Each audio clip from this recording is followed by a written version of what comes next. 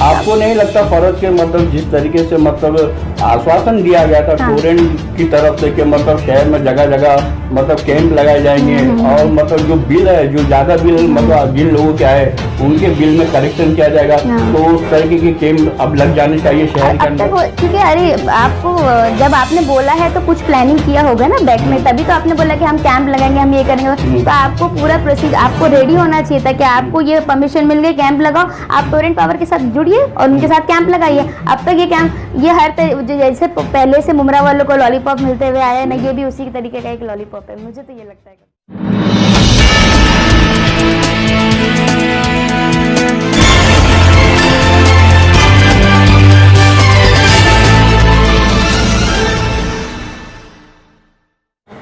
अस्सलाम वालेकुम, नमस्कार, मैं मोइन शेख और आप देख रहे हैं मुमरा टाइम्स। दोस्तों, वैसे तो हमारे शहर मुमरा कौसा के अंदर काफ़ी समस्याएं हैं, लाइट की समस्या है, पानी की समस्या है, ट्रैफिक जाम की समस्या है और भी कई समस्या है इस शहर के अंदर। और इन सारी समस्याओं पे बात करने के लिए इस वक्त हमारे साथ मौजूद है इंडियन यूनियन मुस्लिम लीग की तेज तर्रार नेता जो कलवा मुमरा विधानसभा की महिला अध्यक्ष भी है, फरज शेख। उनसे बात करते हैं और जानने की कोशिश करते हैं कि मुमरा कौसा के जो ये सारे मुद्दे हैं उन मुद्दों के ऊपर इनका क्या कहना है। फरत, आपका स्वागत है हमारे न्यूज़ चैनल मुमरा टाइम्स के अंदर।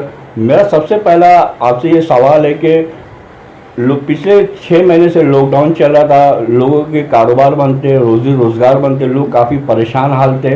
और अब जबकि लॉकडाउन धीरे धीरे मतलब उसको खोला गया, लेकिन खोलने के बाद भी लोगों की परेशानियां जो है वो जस की तस बनी हुई है।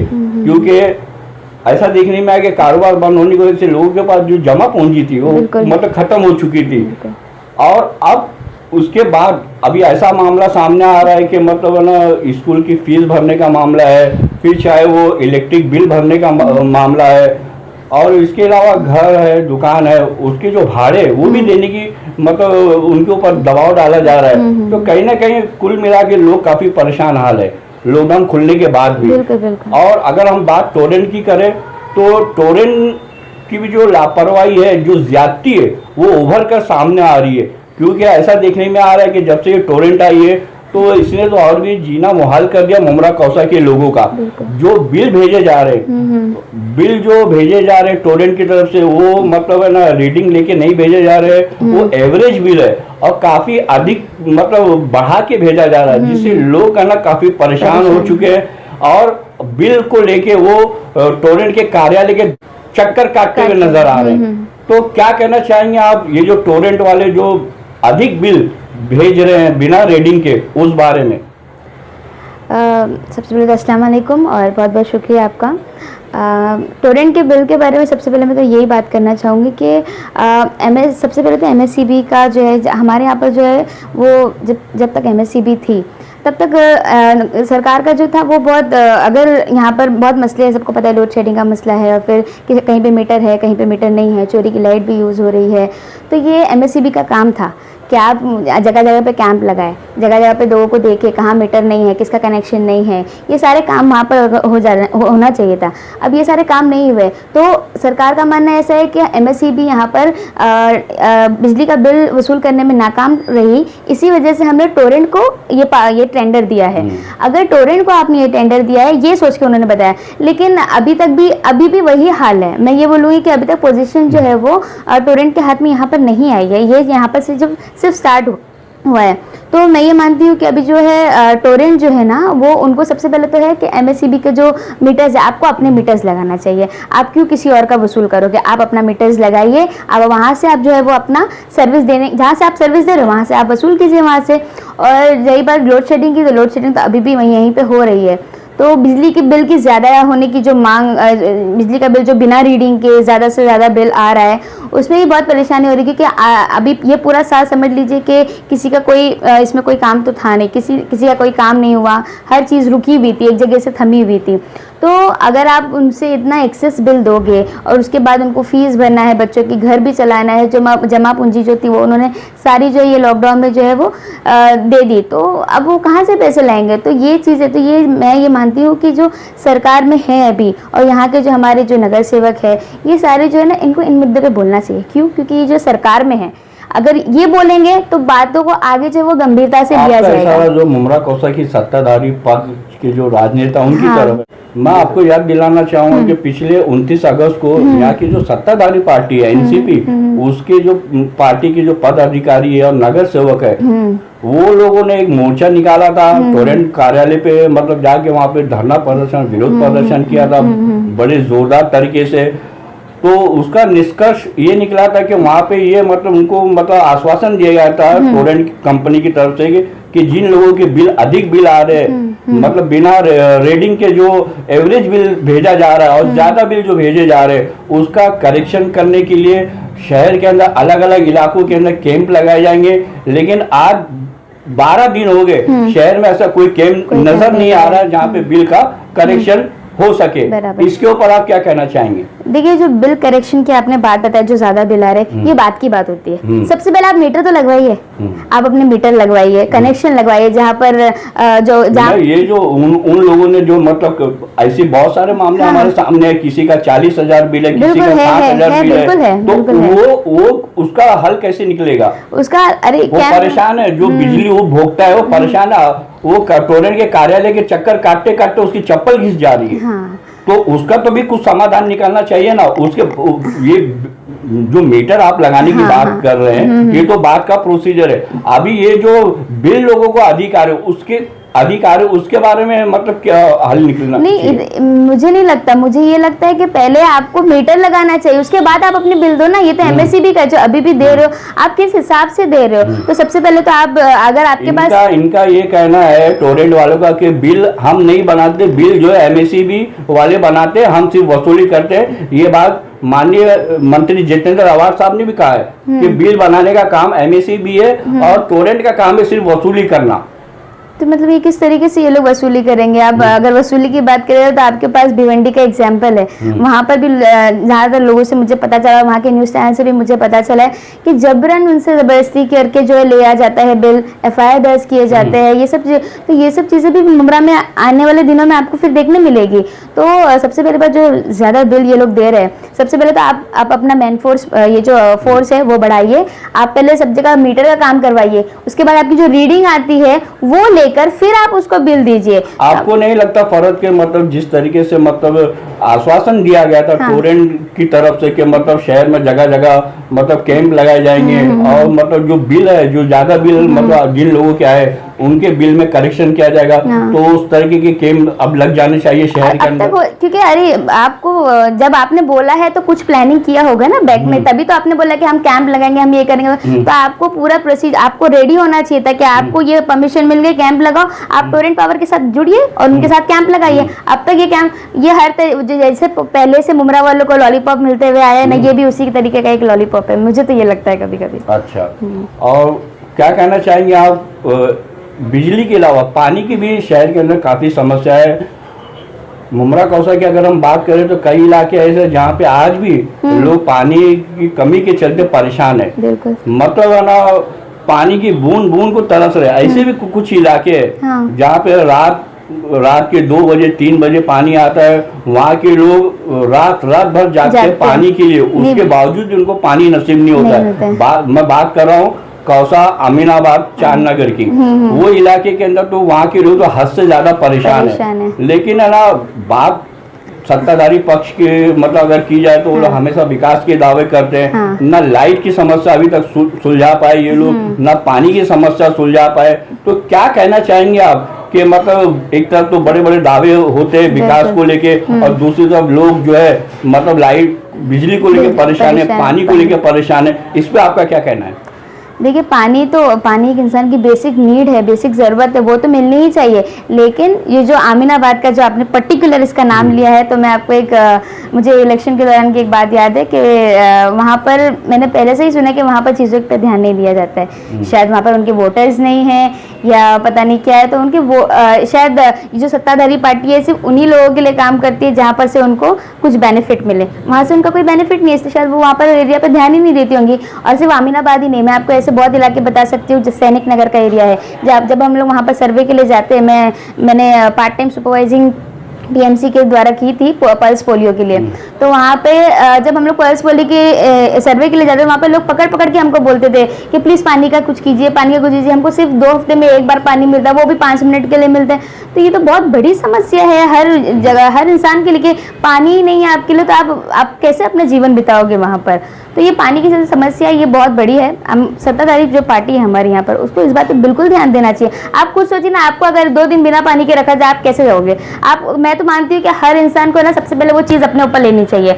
अगर तुम वो कर सकते हो ना, तो सामने वाला भी कर सकता है। लेकिन आप पहले कभी भी दूसरों का जब सोचते हो ना, पहले अपने आप को सोचना चाहिए कि क्या मैं वो चीज़ से गुजर सकती हूँ क्या, उसके बाद आप दूसरों के ऊपर कीजिए ना। ऐसा नहीं होता। पानी जो है वो बहुत ज़रूरी इंसान की ज़रूरत है, तो वो आपको बिल्कुल ध्यान देना चाहिए। सत्ताधारी पार्टी से मेरी तो यहाँ पर जो नगर सेवक है, जो अमीनाबाद के जो नगर सेवक है, मैं उनसे अपील करूँगी कि आप जो है वो आप प्लीज़ वो उस एरिया में सर्वे कीजिए और देखिए कि क्या परेशानी आ रही है उनको, और वहाँ पर उनको कनेक्शन लगवा के दीजिए। फर्क मैं ये भी आपसे जानना चाहूँगा कि कोरोना काल का जो समय था, पूरा 6 महीने का जो पीरियड था कोरोना काल का, लॉकडाउन लगा हुआ था, तो लोग काफ़ी परेशान थे, कारोबार धंधे पानी सबके बंद थे। अब जब लॉकडाउन को मतलब धीरे धीरे करके मतलब हटा दिया गया, अनलॉक चल रहा है इस वक्त, तो स्कूल भी जो थे वो भी पूरे तरीके से बंद थे। 6 महीना स्कूल बंद थे, बच्चे स्कूल नहीं गए थे। लेकिन अब जब स्कूल वाले जबरन मतलब जो बच्चों के माँ बाप है, पेरेंट्स है, उनके ऊपर फीस भरने के लिए जबरन दबाव डाल रहे, उनके ऊपर एक प्रेशर बना रहे, उसको लेके भी शहर के अंदर काफी हंगामा मचा हुआ है।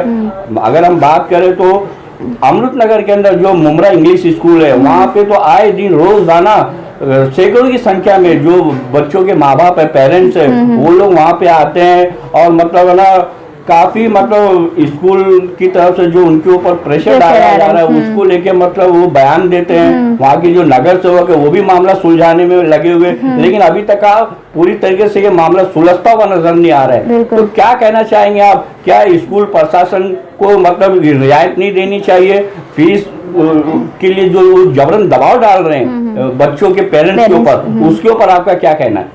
नहीं, देखिए अभी हालत तो सबकी गंभीर थी, बहुत ख़राब थी सबकी हालत। तो हम किसी को भी किसी चीज़ के लिए फोर्स नहीं कर सकते, किसी को भी किसी चीज़ के लिए ज़बरदस्ती नहीं कर सकते। और पैसों के मामले में सबसे पहले तो पैसे किसी के पास नहीं है, कौन ला के देगा, कहाँ से ला के देगा? कारोबार बंद है, हर चीज़ बंद है, तो आप स्कूल वालों को कैसे पैसे दोगे? सबसे पहले तो मैं ये बोलूँगी कि अगर स्कूल वाले हैं जो, उनको थोड़ा सा कॉर्पोरेट करके लेना चाहिए, थोड़ा कॉर्पोरेट करें पेरेंट्स के साथ। और जो यहाँ की जो पार्टी है सत्ता, अगर वो चाहे तो अपने जो मतलब जो इस नगर सेवक के अंडर में जो एरिया आता है, अगर वो चाहे तो वो अपने स्कूल को एक गाइडलाइंस दे सकते हैं कि नहीं, ये मंथ तक की आपको फीस नहीं लेनी है। जो भी है वो हम मतलब बाद में जो भी और आगे सॉल्यूशन निकलेगा वो देखें। लेकिन क्योंकि हमारे लोगों के पास रोजगार नहीं है और अभी तो काम स्टार्ट हुआ है। और सबसे पहली बात तो कुछ पेरेंट्स की ये भी क्वेरीज है कि हमारी बच्चों की स्कूल नहीं चल रही तो हम क्यों पैसे दें, हम क्यों फीस दें। तो ऑनलाइन पढ़ाई में बच्चों का मतलब बच्चे समझ नहीं पा रहे कि ऑनलाइन पढ़ाई कैसी होती है।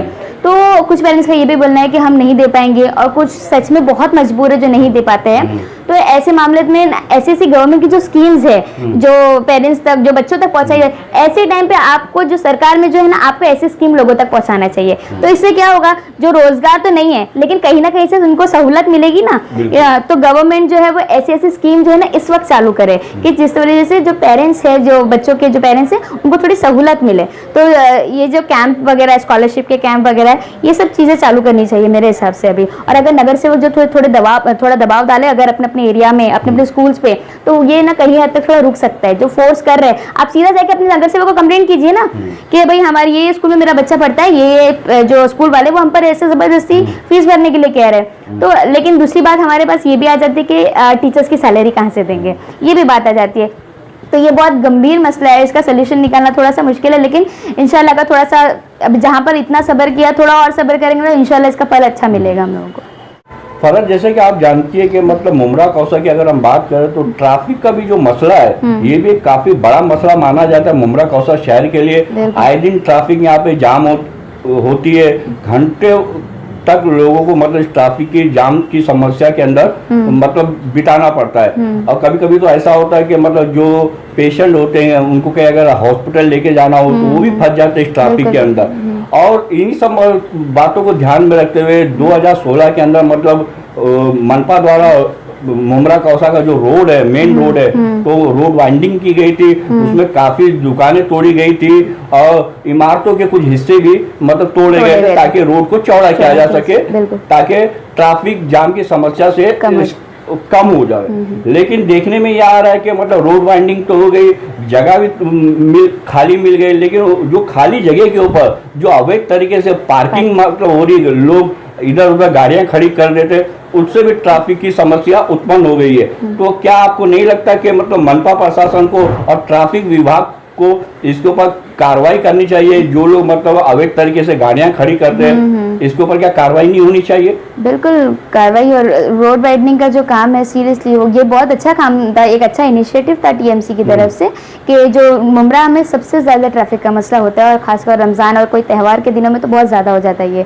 तो जो आम दिनों में लोगों को ये जो ट्रैफिक का मसला यहाँ पर फेस करना पड़ता है, तो ये रोड वाइडनिंग बहुत अच्छा स्टेप था। लेकिन क्या हो गया, उसकी जगह पार्किंग आ गई। आप पार्किंग क्यों, यहाँ पर जो इलीगल पार्किंग है आप उनको गाड़ी को उठाइए, अदरवाइज दूसरा ऑप्शन आप ऐसे कर सकते हो कि आप कहीं पे पे एंड पार्क कीजिए, पे एंड पार्क कीजिए, आप कहीं पे जगह लीजिए। जगह बहुत जगह, अगर देखना चाहे तो टीएमसी का पूरा स्ट्रक्चर है, उनको पता है कि कौन सी चीज़ कहाँ पे लगनी चाहिए। तो दूसरी बात यह है कि हमारे यहाँ पर डिवाइडर नहीं है बीच में। आप अगर नोटिस करेंगे तो जो चांद नगर से लेके यहाँ पर कौसा तक बीच में जो डिवाइडर जो नहीं है, और फिर कट्स जो है यहाँ पर बीच बीच में वो कट्स बहुत है। मैं पिछले 3 साल से सिर्फ आरटीओ की मीटिंग में सिर्फ सुन रही हूँ कि अभी ये होगा, यहाँ से वहाँ तक हम लोग डिवाइडर बनाने वाले हैं, हम लोग के पास इतने 52 कट्स है मुमरा स्टेशन से शिलफाटा तक, लेकिन हम लोग उसको कम करने वाले, सिर्फ सुन रही हूँ मैं। अब तक इस बात पे ना कोई अमल किया नहीं गया।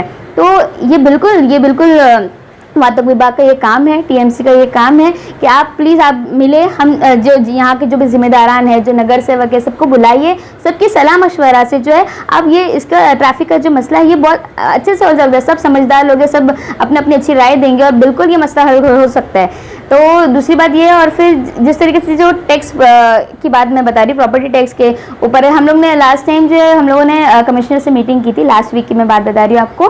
तो उस वक्त मैंने सर से ये बात डिस्कस की थी कि हमारे यहाँ पर ऐसे ऐसे मसले हैं, आप प्लीज़ हमारे मुमरा में आइए और एक विजिट दीजिए। आप हमारे यहाँ पर जो है गार्डन्स नहीं है, हमारे यहाँ पर कोई भी ऐसी पब्लिक प्लेस नहीं है। आप टैक्स जो वसूल कर, आप बोलते हो टैक्स दो, प्रॉपर्टी टैक्स दो, यहाँ पर 40% मतलब यहाँ पर टैक्स जो है वो हमारे पास ज़्यादा नहीं आता है। क्यों? क्योंकि मुमरा के लोगों का कहना है, बाकायदा आप टाइम्स ऑफ इंडिया की कटिंग्स में आर्टिकल्स में पढ़ लीजिए, बाकायदा लोगों का ये कहना है मुमरा वालों का कि हमको अगर फैसिलिटी नहीं मिलती तो हम क्यों टैक्स दें, तो हम टैक्स क्यों दें। ये बात, ये सबसे बड़ा क्वेश्चन मार्क है टीएमसी के लिए मुमरा की तरफ से कि भाई क्यों हम आपको पैसे दें, क्यों हम आपको टैक्स दें। तो ये एक बात है। तो ये बहुत सारे मुद्दे मोइन अंकल अगर आप हम लोग लेके बैठे तो टीएमसी को मैं चाहती हूँ कि मैं अपील करूँगी हमारे कमिश्नर से कि आप प्लीज़ एक बार यहाँ पर आइए, मुमरा को नज़रअंदाज मत कीजिए, ये भी आप ही का एरिया है, हम लोग भी आप ही के। तो आप यहाँ पर आइए, हम आपके साथ खड़े हैं, हम आपको बताएंगे क्या क्या मसले हैं मुमरा में, ट्रैफिक से लेके पानी से लेके जो भी मसले हैं हम आपको बताएंगे। इंशाल्लाह ज़रूर हम आपका साथ देंगे। किस तरीके के यहाँ पर मैं पैदा हुई हूँ, पली बड़ी हूँ, तो मैं चाहती हूँ ये मुमरा जो है वो मेरे लिए एक घर के जैसा है, ये मेरी फैमिली है मेरी मुमरा। तो अगर मेरे घर वालों को अगर कोई मुश्किल होती है, कोई परेशानी होती है, तो ये मेरा फ़र्ज़ बनता है कि मैं उनकी परेशानियों को सॉल्व करूँ। तो मेरी अपील है, मैंने लास्ट वीक जो है मैंने मिल के कमिश्नर से ये अपील की थी कि आप प्लीज़ एक बार विज़िट दीजिए यहाँ पर। और अभी मैं इनको ये यहाँ पर अपील करना चाहूँगी आपके चैनल के माध्यम से कि आप प्लीज़ आप यहाँ पर आइए और एक बार यहाँ के मसलों को जो है वो दूर करने की कोशिश कीजिए। तो दोस्तों ये थी इंडियन यूनियन मुस्लिम लीग की कलवा मुमरा विधानसभा की महिला अध्यक्ष फरह शेख, जिन्होंने मुमरा के जो मसले मसाइल है, चाहे वो लाइट हो या फिर पानी की समस्या हो, ट्रैफिक की समस्या हो, या फिर ये जो स्कूल प्रशासन की तरफ से जो पेरेंट्स के ऊपर जो दबाव डाला जा रहा है फीस को लेके, इसी ताल्लुक से हमने उनसे कई सवाल पूछे और उन्होंने बड़ी बेबाकी से सभी सवालों का हमारे जवाब दिया। और उन्होंने यहाँ के जो थाने मनपा के जो आयुक्त है उनसे ये अपील भी की है कि वो एक बार मुमरा कौसा का ज़रूर दौरा करे और यहाँ की समस्याओं को समझे और उसको हल करने की भी कोशिश करे। कैमरामैन रिजवान शेख के साथ मैं मोइन शेख, मुमरा टाइम्स के लिए।